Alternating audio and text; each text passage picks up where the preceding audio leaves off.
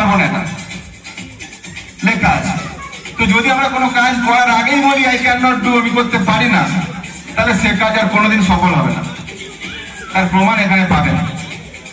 তো তুমি বলেই দিচ্ছ আমি এটা পারবো না, কি করতে দেবো আমি কাজটাই বলে বলছো পারবো না। কাজটা খুব সোজা, এই পাতলা একটা কাগজ দিয়েছে এটাকে ছিঁড়তে হবে, এটাও বলছো পারবে না। ছিঁড়ে দাও, ছিঁড়ে দাও।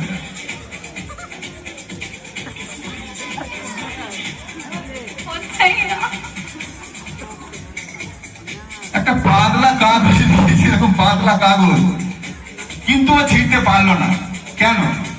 কারণ ও প্রথমেই বলে আই ক্যান নট ডু, আমি পারবো না।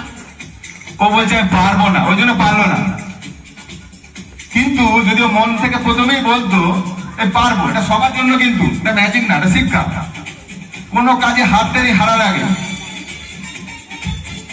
এদিকে আরেকটা কিছু লিখেছি, কি লিখেছি?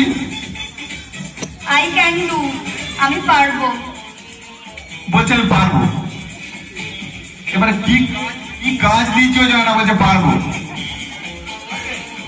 হিমালয় পর্বত চালাতে বলবো কি, ঠিক আছে, ও সহজে বলে দিয়েছে পারবো, কারণ ধরেছে কাগজটা ছিঁড়তে বলবে।